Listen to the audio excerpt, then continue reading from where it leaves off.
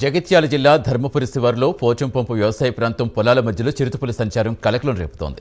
పొలం పనులకు వెళ్లిన కూలీలకు చిరుతపులి కనిపించడంతో పరుగులు పెట్టారు. దీంతో చిరుతపులి సమాచారం భూమి యజమానులు అటవీ శాఖ అధికారులకు సమాచారం ఇవ్వడంతో ఫారెస్ట్ అధికారులు వచ్చి చిరుతపులి కాలి వేళ్లు పరిశీలించారు.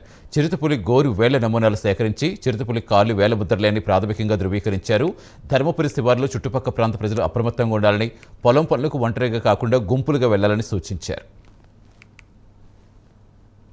ఇక్కడ ధర్మపురి శివారులో పోచంపంపు ఏరియాలో రైతులు, ఇక్కడ ఉన్నటువంటి రైతులు ప్రజలు నిన్న ఉన్నతాధికారులకు ఫోన్ చేశారంట.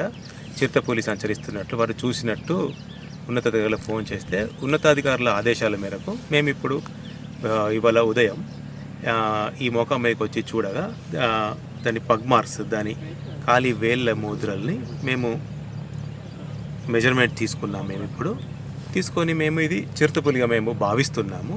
సో ఇక్కడ రైతులు, ప్రజలు, చుట్టుపక్కల ఊరు ధర్మపురి, నాగారం, కమలాపూర్, రామాయపల్లె ప్రజలు దయచేసి అప్రమత్తంగా ఉండగలరు. ఎవరు వెళ్ళినా కూడా పొలం పనులకు వచ్చేవాళ్ళు గుంపులుగానే ఇక్కడ పనిచేయాల్సిందిగా వారిని రిక్వెస్ట్ చేస్తున్నాము. ఒకవేళ మీరేమన్నా అలాంటి జంతువును చూసినా కూడా మీరు దానిపైకి దాడి చేయకండి. వాడంతట అదే వెళ్ళిపోతుంది.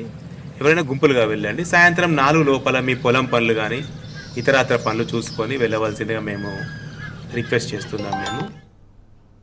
పూర్తి సమాచారం ఇచ్చేందుకు మా కరెస్పాండెంట్ రాజు జరుగుతున్నారు. రాజు, అధికారులు సూచనలు అయితే ఇచ్చారు. అసలు చిరుతపులి ఆచూకీ ఏమన్నా తెలిసిందా? అది ఎక్కడుందనేది ఏమన్నా అధికారులు గుర్తించే పనిలో ఉన్నారా? గ్రామస్తులు ఏం చెప్తున్నారు? జగిత్యాల జిల్లా ధర్మపురిలో చిరుతపులి సంచారం కలకలం రేపుతుంది. ధర్మపురి శివారులోని పోచంపంపు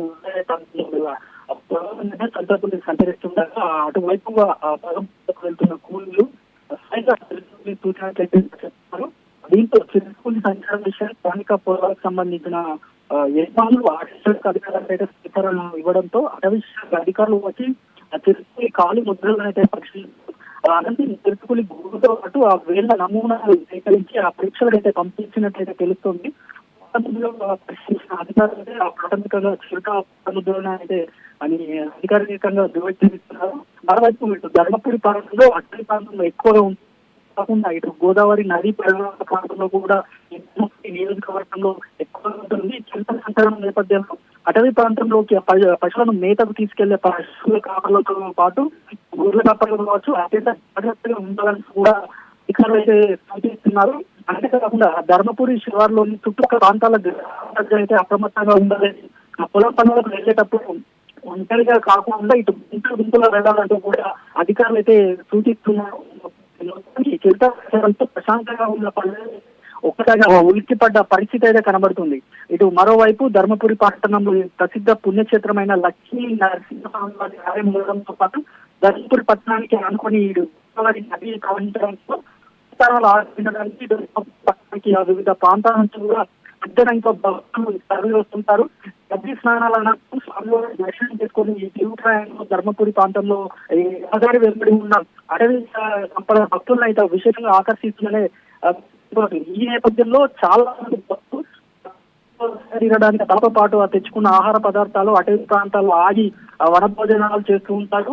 దీంతో ప్రస్తుతం ధర్మపురికి వచ్చే ప్రాంతాల వెంబడి ఎక్కడ ఆగకుండా జాగ్రత్త ఉండాలంటూ కూడా అధికారులు హెచ్చరిస్తున్నారు. మొత్తానికి ఇటు పల్లె ప్రజలతో పాటు ధర్మపురి పట్టణానికి వచ్చే భక్తులు కూడా ఈ చిరుత సంచారంతో కాపుల పాటు రోజున పరిచయం కలుగుతుంది. Satish, thank you Raju.